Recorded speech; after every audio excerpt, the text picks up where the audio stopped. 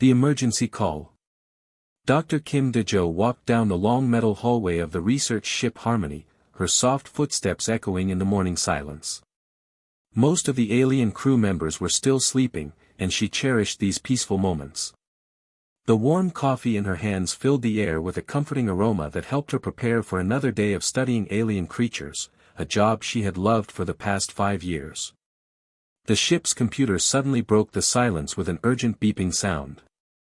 Dejo pressed the wall panel, and bright letters appeared on the screen. Dr. Kim Dejo, report to Command Center immediately.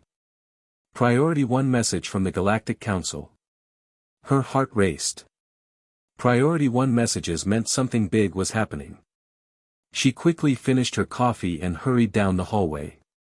The command center buzzed with activity. Captain Ryden, a tall blue alien with 4 arms, stood at the main control panel, his face etched with worry.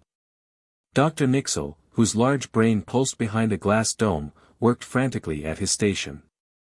Commander Velter, a military officer with gray skin and sharp teeth, paced back and forth. Dr. Kim, Captain Ryden said as she entered. Thank you for coming quickly. We have a situation that requires your expertise. What kind of situation? Dejo asked. Commander Velter stepped forward, his voice deep and harsh. 3 days ago, our military team captured a dangerous creature from Vidian Prime. An apex predator. Extremely deadly. We need you to study it. Dejo felt a familiar excitement. She had always been drawn to studying new animals, even the dangerous ones. What kind of creature? Dr. Nixel's brain flashed purple as he processed the information. The locals call it a Shadauma. It stands 3 meters tall, has black armored scales, 6 powerful legs, razor-sharp claws, and teeth that can slice through metal. It sounds incredible, Dejo said, her scientific curiosity overriding any fear. Where is it now?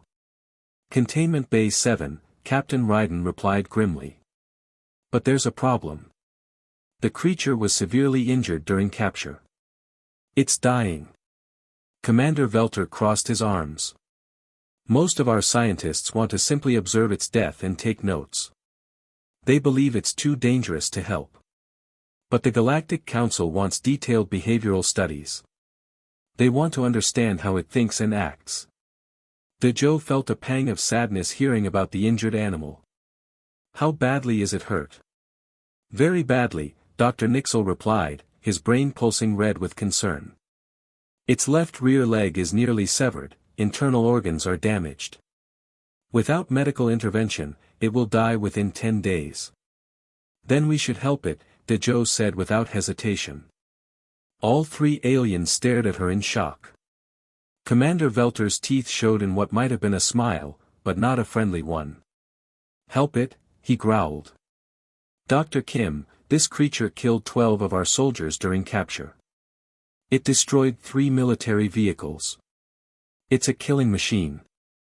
But it's also a living being, Dejo said quietly. If it's hurt, we should try to heal it. That's what healers do. Captain Ryden looked confused. Dr. Kim, I don't understand human thinking sometimes. Why would you want to help something that could kill you? Dejo thought about her childhood on Earth, remembering when her family found an injured dog on the street. The scared animal had tried to bite everyone, but her mother still cared for it. After the dog healed, it became their most loving companion. Sometimes, Dejo said slowly, when animals are hurt and scared, they act dangerous. But if you help them, they can change. They can become different. The first encounter. Dr. Nixel's brain flashed red with surprise. Different? Dr. Kim, apex predators don't change. They only kill and survive. Maybe, Dejo said, but maybe not. I'd like to try. Commander Velter made a growling sound. This is foolish. The creature should be left to die. Then we can study its body safely. No, Captain Ryden said firmly. The Galactic Council wants behavioral studies. Dr. Kim is our best xenobiologist. If she believes she can help the creature and learn from it, we should let her try. But Captain, Commander Velter protested, what if it attacks her? What if it escapes? What if it somehow calls others of its kind? Dejo looked at each of them. I understand the risks, but I think this is important. If we can help this creature, we might learn something valuable about other dangerous species. After a long moment, Captain Ryden nodded. Very well, Dr. Kim. You have permission to try, but with strict safety protocols. You'll work with Dr. Park Sujin from our medical team. The containment field stays active at all times, and if the creature shows extreme aggression, we end the experiment immediately. Thank you, Dejo said, feeling both excited and nervous. One more thing, Commander Velter said coldly. If this creature hurts anyone because of your actions, you'll be held responsible. The Galactic Council won't be pleased if humans cause problems again. Dejo nodded, understanding the weight of the warning. Humans were still new to the Galactic Council, and some species didn't trust them yet. But she believed helping injured creatures was always right, even when others thought she was crazy. She made her way to the medical bay to find Dr. Park Sujin, thinking about the creature waiting in Containment Bay 7. It was hurt, probably scared, far from home, surrounded by aliens who saw it as nothing but a monster. Maybe that's why she wanted to help. Hurt beings needed to stick together, regardless of what planet they came from.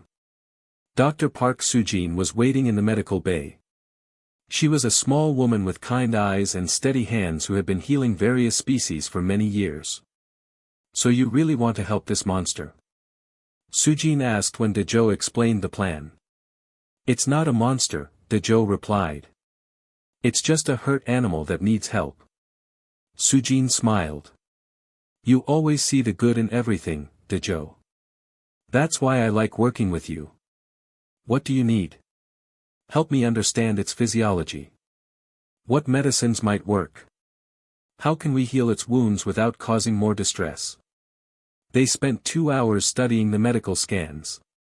The creature's damaged leg was hanging by threads of muscle and skin, the bone completely shattered. Internal bleeding showed in 3 places. Can we fix it? Dejo asked. Maybe, but it'll be extremely difficult. Its blood chemistry is unlike anything I've seen.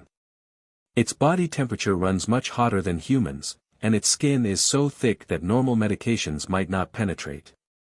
Finally, they were ready. Sujin prepared specialized medicines while Dejo gathered food, water, and some protective tools. The moment of truth had arrived. Building trust. Containment Bay 7 was a large room with reinforced metal walls. In the center, a blue force field hummed softly, creating an energy barrier. Inside that barrier was the creature. Dejo had never seen anything like the Shadama. It was massive, its black scales gleamed like wet obsidian, 6 powerful legs ended in claws as long as kitchen knives, and its large head housed glowing yellow eyes. Steam escaped from its nostrils with each labored breath. The creature lay on its side, its injured leg twisted at an unnatural angle. Dark blood pooled beneath it, and its breathing was slow and heavy. It looks exhausted, Sujin whispered from the observation area. It's probably in tremendous pain, Dejo said softly. Commander Velter was waiting for them. Are you certain about this, Dr. Kim? That thing nearly killed 20 soldiers. I'm certain, Dejo replied. Very well. But the moment it shows aggression, I'm activating emergency protocols. Dejo nodded, picked up her medical supplies and food, then turned to Sujin. Please monitor everything from here. If something goes wrong, get help immediately. Be careful, Sujin said. Dejo walked to the control panel and pressed a button. Part of the force field flickered and disappeared, creating a doorway just large enough for her to enter. The moment she stepped inside, the Shadama's head snapped up. Its yellow eyes locked onto her, and a deep growling sound rumbled from its throat, so low that Dejo could feel it vibrating in her chest. Hello, Dejo said quietly. I'm here to help you. The creature tried to stand but its injured leg couldn't support its weight. It collapsed with a loud thump, releasing angry roars that echoed off the metal walls. Its claws scraped against the floor, leaving deep gouges. "Easy," Dejo said, keeping her voice soft. "I know you're scared. I know you're hurt. But I'm not here to harm you." She sat down on the floor, just outside the creature's reach. The Shadalma continued to growl and bare its teeth, each tooth as large as her thumb. From outside the force field, she could hear aliens talking. "The human is insane," someone said. "How long before it kills her?" another asked. "I give her 5 minutes," Commander Velter replied. But Dejo ignored them, focusing entirely on the injured animal before her. "I had a dog once," she said to the creature. "His name was Buddy. When we first found him, he was hurt too. He tried to bite everyone who came near." The Shadalma's growling quieted slightly, but its eyes never left her. "He was scared, just like you. He didn't know if we were going to help or hurt him, so he tried to protect himself the only way he knew how." Dejo slowly reached into her bag and pulled out a piece of fresh meat. She placed it on the floor and gently pushed it toward the creature. "Are you hungry? This is real meat, not processed rations." The Shadalma looked at the meat, then back at Dejo. Its nose twitched as it caught the scent. Very slowly, the creature stretched its neck forward. Its purple tongue, surprisingly long, reached out and touched the meat before quickly pulling it into its mouth. "Good," Dejo said with a smile. "You must be starving." Hours passed. Dejo kept talking and offering food, sharing stories about her childhood, describing Earth and its animals, explaining what a doctor was and why she wanted to help. The Shadalma stopped growling and began to listen, its head tilting to one side like a dog trying to understand human words. Outside, more aliens had gathered to watch, whispering among themselves, amazed that the human was still alive. "This is impossible," Dr. Nixel said. "Apex predators don't behave this way." "Maybe," Sujin replied, "but look at them. The creature is actually listening to her." As the day progressed, Dejo moved closer and closer to the injured animal. Each movement was slow and deliberate, accompanied by soft words. She didn't want to frighten the creature. Finally, as the ship's lights dimmed for the night cycle, something remarkable happened. Dejo reached out her hand toward the creature's wounded leg.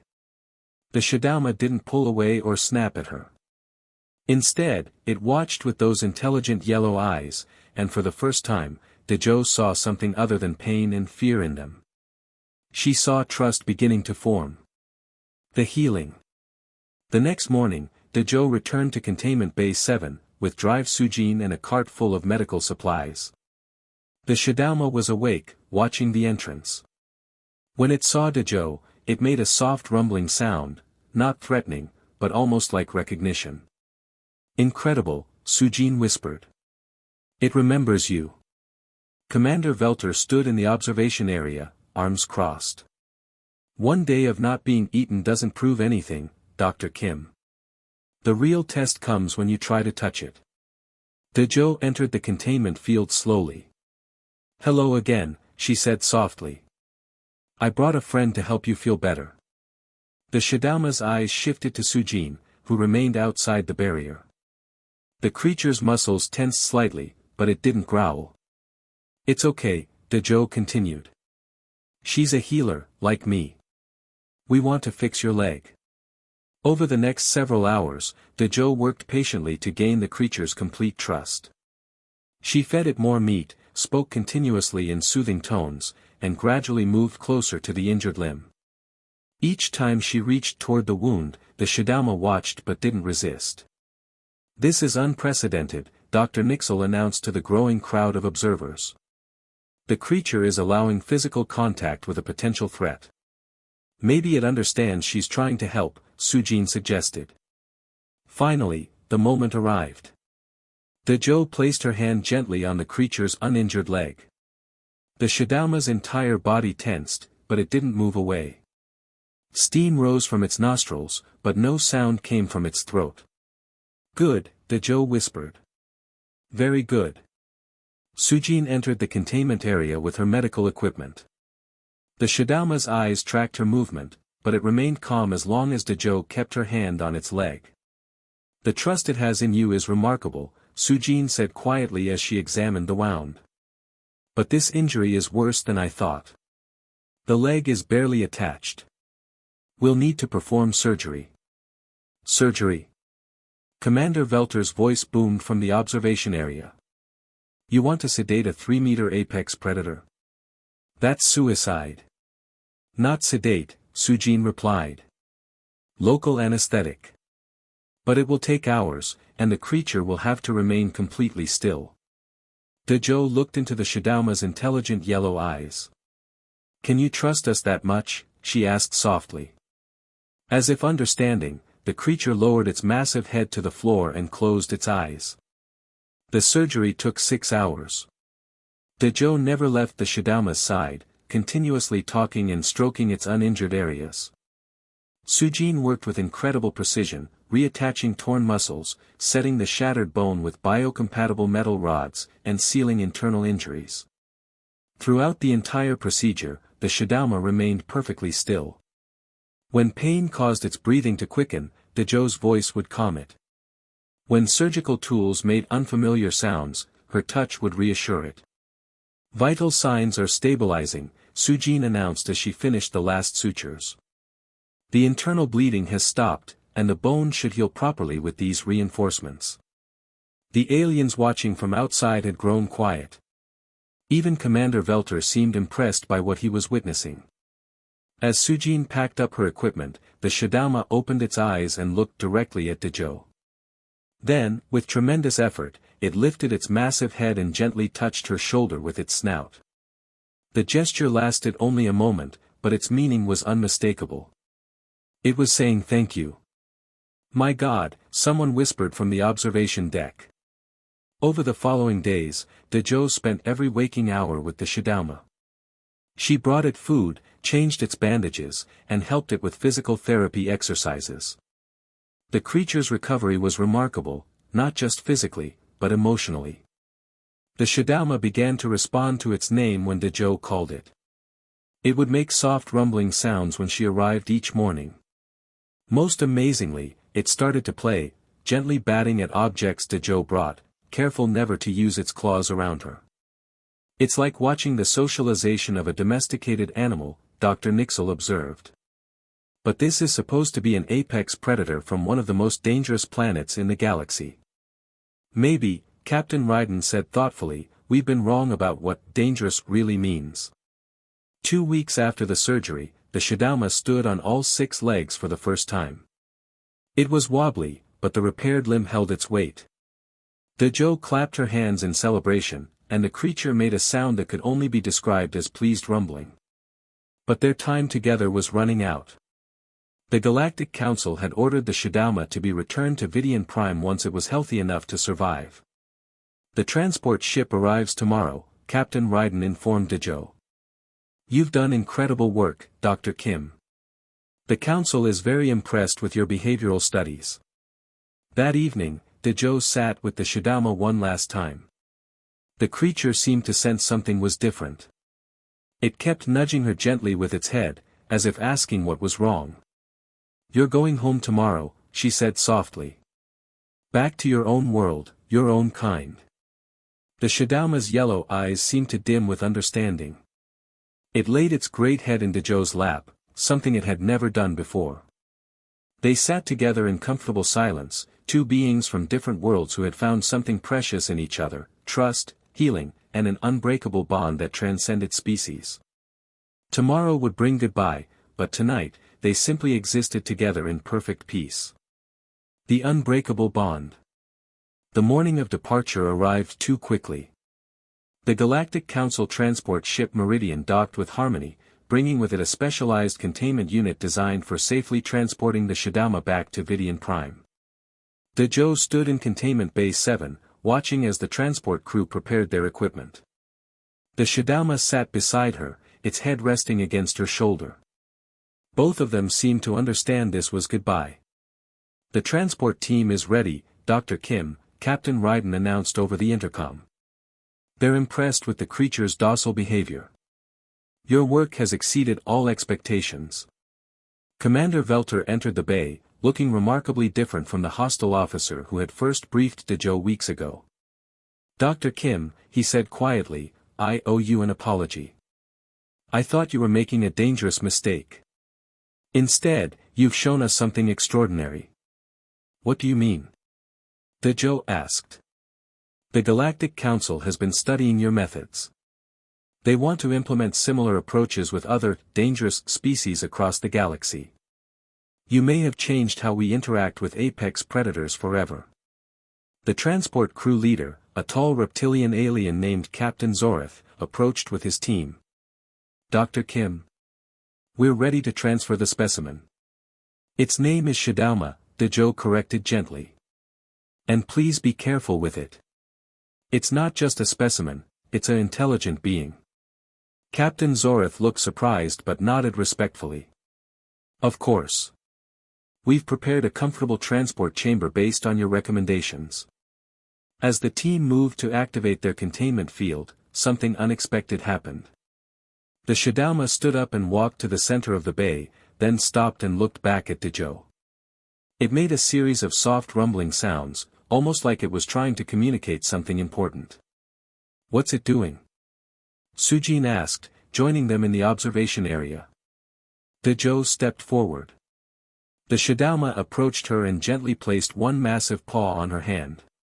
Then it did something that left everyone speechless. It began to purr. The deep, resonant sound filled the entire containment bay. "Remarkable," Dr. Nixel whispered. "It's expressing affection. I've never seen an apex predator display such behavior toward another species." The Shadauma stepped back and walked calmly into the transport container, as if it understood this was necessary. But it kept its eyes on Dejo until the containment field activated. As the transport team prepared to leave, Captain Zoreth approached Dejo one more time. "Dr. Kim, I have something for you." He handed her a small communication device. "The Galactic Council has established a monitoring station on Vidian Prime. This will let you check on your friend whenever you want." "You mean?" "The Council wants to study the long-term effects of your treatment method. They're particularly interested in whether the emotional bond you've created will persist after the creature returns to its natural environment." 3 months later, Dejo sat in her quarters aboard Harmony, holding the communication device. The screen showed a vast jungle landscape on Vidian Prime, where a familiar black form moved through the undergrowth. The Shadauma had successfully reintegrated with its environment, but something was different. Instead of the solitary, aggressive behavior typical of its species, it had begun displaying protective behaviors toward other creatures in its territory. It had even been observed gently interacting with offspring of other species, something completely unprecedented. "Incoming transmission from Vidian Prime Monitoring Station," the device announced. Dr. Keller, the xenobiologist assigned to the monitoring station, appeared on screen. "Dr. Kim. I have incredible news. Your Shadauma isn't just thriving, it's teaching other members of its species the same non-aggressive behaviors you showed it." Dejo's heart swelled with joy. "It's spreading the bond. More than that. We're seeing the beginning of a fundamental behavioral shift in the entire regional population. Aggression between species is decreasing. Cooperative behaviors are emerging. It's like your compassion created a ripple effect across an entire ecosystem." Later that evening, Dejo stood in the ship's observation deck, looking out at the stars. Captain Ryden joined her. "The Galactic Council has officially adopted your methods as standard protocol for dealing with aggressive species," he said. "They're calling it the Dejo Doctrine. Compassion before containment, healing before harm." "I never expected it would go this far," Dejo replied softly. "Neither did they. But you've proven something important, that intelligence and emotion exist across all species, and that trust can bridge any gap." As if summoned by their conversation, the communication device in Dejo's pocket chimed softly. She activated it to see a live feed from Vidian Prime. There, in a moonlit clearing, the Shadama sat peacefully with several other creatures around it, all different species that would normally be enemies. When the Shadama looked up at the monitoring device, Dejo could swear it was looking directly at her. It made that familiar purring sound, and for a moment, the vast distance between them disappeared. "Thank you," she whispered to the screen.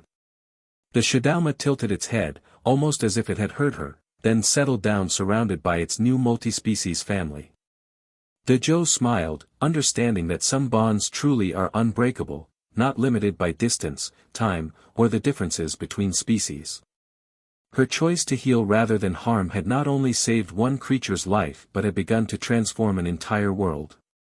In choosing compassion, she had discovered that the greatest healing often happens not just in the patient, but in everyone touched by the act of caring.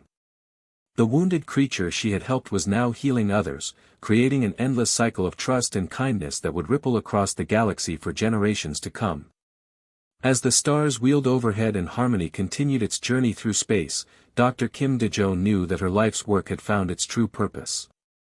She would continue to heal, continue to build bridges between species, and continue to prove that in a vast universe full of differences, love and compassion were the most powerful forces of all. The end.